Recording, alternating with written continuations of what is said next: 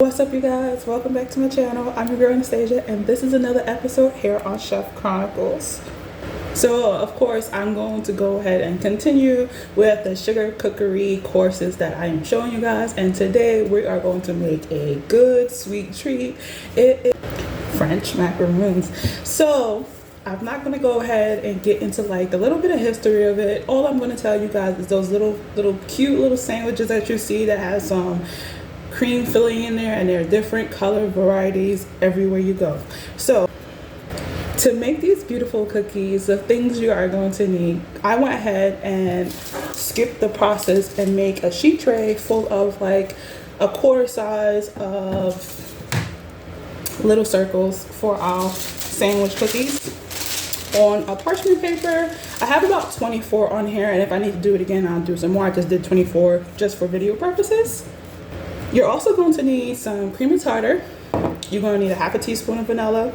You're going to need a half a cup of sugar. Then you are going to need 2 cups of powdered sugar and a cup of almond flour, but with additional of 2 teaspoons. You're also going to need a total of 5 eggs. Now, the reason why I said 5 is because the 5 eggs that you're going to need is you're going to take 4 of those egg whites and keep them separate, and take the 5 egg yolks and put that separate. You're going to be left over with 1 egg white, so go ahead and be creative with that 1 egg white and make you an egg white sandwich, or make you something creative. You never know what your mind can come up with. So also, I'm going to give you that ingredients as well for the French buttercream. So French buttercream is also a cream that you can fill. You could choose whichever one you want, but we're making some French buttercream. So for the French buttercream, you're definitely going to need about 2 sticks and a half a tablespoon of some butter unsalted. Of course, our 5 egg yolks that we have on the side. A 1/3 cup of some water. A half a teaspoon of vanilla extract again, and also a half a teaspoon of some salt. And lastly, not least, but about a cup of whole white sugar as well. So the reason why I told you guys the ingredients is because while we're making the cookie sandwiches, I wanted to have my butter for our French buttercream come up to room temp. So now we're gonna go get started. So for our first step, we are going to get our almond meal and powdered sugar, and we're going to go ahead and pulse it inside our food processor until it gets really fine, almost a little bit like flour again, but you just want to do this to combine it. So once you have all of it in, we're just going to go ahead and blend it up really good. Once that part is done and it looks like really fine, like the almond flour matches the texture, just to get off any clumps of, powdered sugar. So we're going to go ahead and sieve this about 3 to 4 times.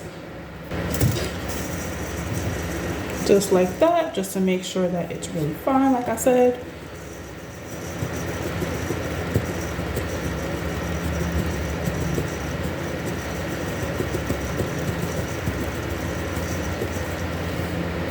Okay, so now that we have sifted, I definitely recommend having 2 bowls, so that way you can just switch over the bowls once you get to the 3rd one, and it will look like nice, fine combination of flour and powdered sugar and almond flour. So go ahead and set this to the side and grab your egg whites and your cream of tartar. So you could do this in a standard mixer or use your hand blender. I'm using a standard mixer today. So grab your egg whites and pour it into the bowl. All of it, and then go ahead and add in a pinch of cream of tartar, and we're going to blend this until it becomes foamy.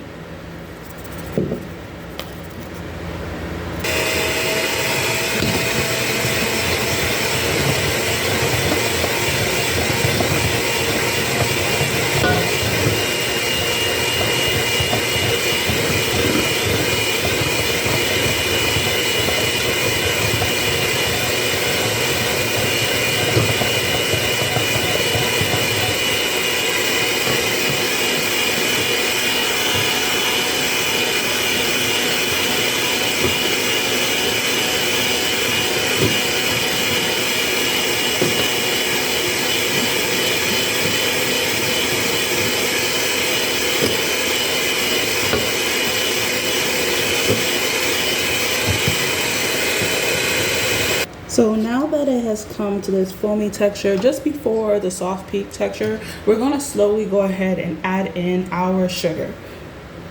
You want to do this part a little bit at a time on a medium-high speed. And while we're doing this, we definitely want to come to a nice shiny meringue when we are making this.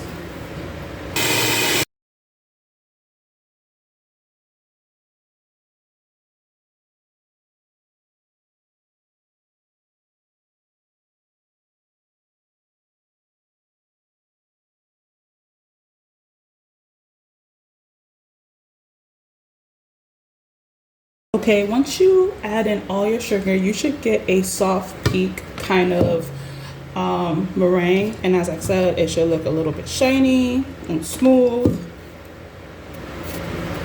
So now that is a soft peak, we're going to continue to whisk this on a medium high speed until it holds a firm peak.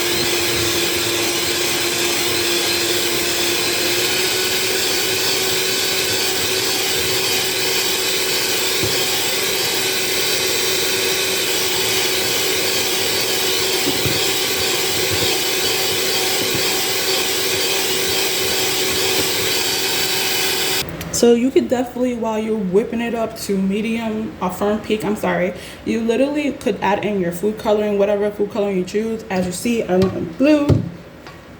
And one way you can tell that it is a firm peak is when you pull out your beater, it should be able to hold like a nice shape on top.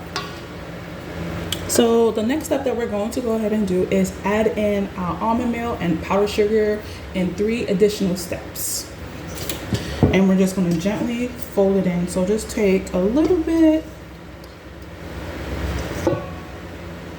add it into the bowl, set it to a side, and just gently fold while you are rotating the bowl.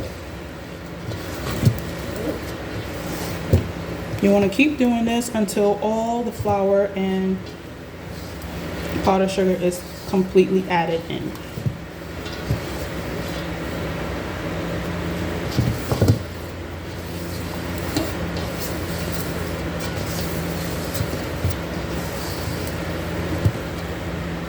Okay, so now that we have all our almond meal flour mixture inside here, what we're going to do here is a stage where we're going to check to make sure that our batter is pretty good. So what we're going to do is just paint on the side of our bowls going around in a circular motion. Now, once you get all the way around, we want to do this at least 2 to 3 times, starting from the bottom, going all the way to the top. And what's going to happen is we are looking to see if our batter slowly falls back down. Now, if it falls back down slowly, that means you probably have still too much air in it, and you could just go ahead and get some of that air out. But if it goes too quickly, that means it was kind of over mixed. So scrape it back down to the side of the bowl and do that method at least 2 to 3 times. So as you can see, it's falling slowly. So I'm going to go ahead and check it again.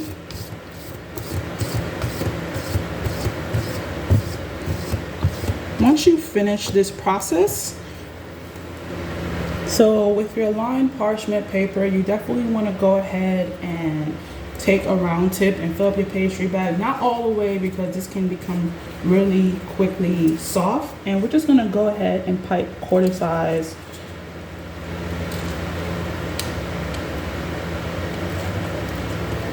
Take it up, turn it over.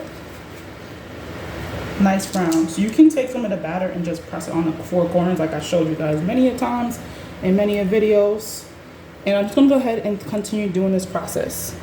Once you get them to the perfect size of a quarter, you're going to go ahead and gently tap this 3 times to get all the air bubbles out. Right? Next, we're going to let this sit here on the counter for at least 15 to 20 minutes, so that way it could come with that skin that we look for when we are making like pastry cream. We want to have that skin on top of our cookies. So at the time that you are letting it sit to rest for the 15-20 minutes, you definitely want to go ahead and preheat your oven for 325 degrees Fahrenheit. Okay, so once that happens and you put it in there to bake after the 15 to 20 minutes, you're going to bake it for at least 11 to 13 minutes. And once it comes out the oven, before you try to remove it, you want to let it cool completely. And when I mean cool completely, let it cool until it's like cold. And then you can move it and assemble it. So in the meantime, we're going to go ahead and make our French buttercream. So I have showed you guys how to literally make, caramel in different stages with corn syrup. So we are definitely going to use, a simple syrup. So we're not adding corn syrup, if you notice. So go ahead and take your water, let it come up a little bit in the pot, and then add in your sugar. Once the sugar dissolves a little bit, you want to go ahead and add in your canning thermometer or your probe thermometer. Just let it come up to the temperature of 240 degrees. And in the meantime, while that is coming up, we're going to go ahead and whip our egg whites until it's light and fluffy. So while our sugar is definitely coming up to 240 degrees Fahrenheit, which is technically a softball stage, we're going to go ahead and whip our egg yolks until it's light and fluffy on high speed. So now that our egg yolks is nice and thick and light, we are going to, our sugar have come up to 240 degrees. We are going to keep whisking this and slowly pour in our sugar. So I showed you guys what happens when you don't clean the side of the bowl, what happens when it comes out. So definitely if that happens, start over. And while you're pouring, I went ahead and poured it off camera because I needed both of my hands. I whipped it on a medium speed, added in slowly onto the sides where it can literally not hit the beater and it splashed back at me. So you're going to keep whisking this until it is cool to touch.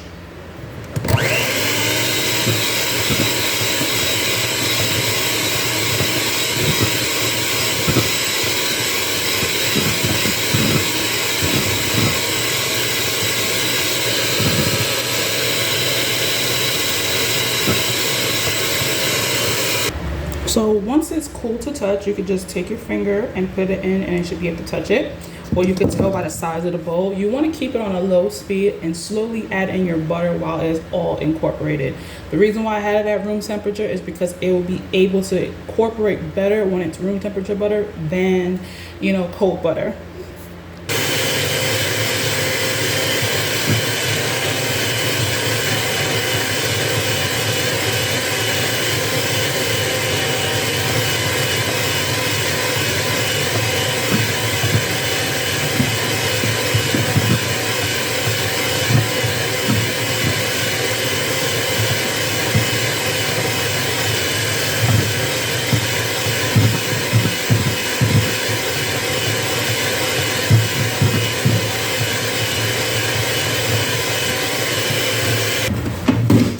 So this is what our French buttercream will look like once it's done. Now, if you had run into a problem like I have, you literally can fix a problem with a solution. Definitely, if it's crystallized sugar, you definitely do not want to use it. Just start all over. If your buttercream or any type of French, like American buttercream, I have learned this one where if it's too runny, you can always fix that problem. You can add a little bit of powdered sugar, like a tablespoon at a time, to bring it up to the thick consistency that you're looking for. You can always start with the bowl too, like put it in the fridge and let it chill, and it should be coming to that thick consistency you're looking for as well. But the catch with it, when it's going into the fridge, you definitely have to re-whip it back up before you use it with the French buttercream. Another thing I definitely do want to mention is This cannot be sit outside in room temperature. You have to put it in the fridge. So when you are making your French buttercream, definitely once it's done, put it in the fridge. So here is our French macaroon cookies. Definitely, I want to stress this enough that it's a trial and error every time you make this. As you can see, I end up losing at least 5 out of the 24 that I had, and I was able to get some out of the batch. Like when I make this every time, I'm always running into a problem. And the one trick that I did the third time I did this was I only put less on it. Like I put like about 6 on a sheet tray, and I cooked it, and I came out always with like no cracks in there. The next thing that you could probably run into is that the batter has not been mixed properly, which probably was the case for these here, but everything always happens. The more you practice, the more better you get at it, the more adjustments that you can make inside this recipe for yourself. So now that I said that, and I had got my little 4 or 5 mistakes out of here, I'm gonna go ahead and take our French buttercream and pipe these. So take your buttercream. If you have to whip it up because you're still waiting for it to cool, go ahead and just go ahead and pipe. And then cover. Keep doing that process until it looks really pretty and presentable. Now the ones that are cracked and messed up, they're still edible. Don't get that wrong. Don't get me wrong, they're like really still good and edible. So those are like scraps that you can just sit there and snack on while you wait in.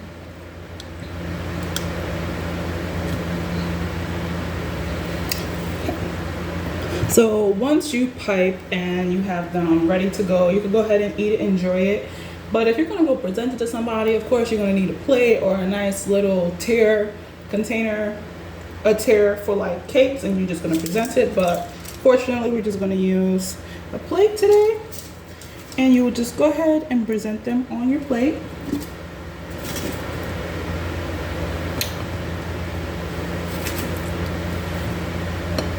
And enjoy it. The reason why I did it on the sheet tray that it was baked on is because I wanted to keep the plate really clean.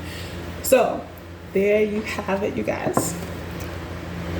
So there you have it, you guys. You have some French rolls. And like I said, you know, when you're making this, definitely, this is like my 3rd time making this, and I did run into some errors as I was making it to make this video for you guys. And no chef is perfect. You know, the more you keep practicing, the more you keep getting better at it. And as my 3rd time, I noticed a way bigger difference than my 1st time and my 2nd time. To me, I would definitely not overfill it when you are making it, because you don't want too much filling, because then it could just come right on out. Like I said, 3rd time making it, but I noticed that it did have the cracks into it, and sometimes people say that, you know, those cracks can be a change in oven temperature. It could be, you know, the batter wasn't mixed together well. There's so many, you know, errors that can happen in that process. You never know. And another thing, yeah, so we don't know what they would say, but another thing, I wouldn't bake it for 13 minutes like I did today. I did it 13 just because it was a little bit bigger on the larger size than a quarter. This one was definitely the size of a quarter when I did it. I would definitely go a little bit 11 minutes, because I noticed that when it was this size, it got darker in the 13 minutes, but the bigger size did not get that brown as the smaller size. But definitely you want to go to a size like this. I hope you guys like this episode. Please don't forget to like, share, and subscribe for more content. Peace. So I wanted to show you guys a mistake that I made. So you definitely, when this stuff happens, you can see what happened when you don't clean the bowl. It basically just turns into like this crystallization, which will turn back into this.